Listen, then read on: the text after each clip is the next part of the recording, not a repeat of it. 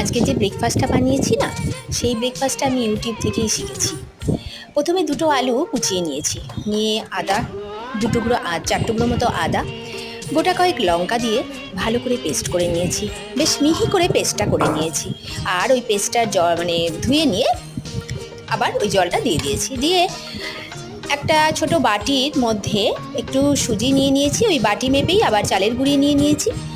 নিয়ে এরপর তুমি দেখো, গোটা জিরে গুঁড়ো, লাল লঙ্কার গুঁড়ো, হিং, জোয়ান আর সামান্য চিনি আর একটু জল দিয়ে পেঁয়াজ কুচি আর কারি পাতা কুচিয়ে ব্যাটারটা একটু রেডি করে নিলাম।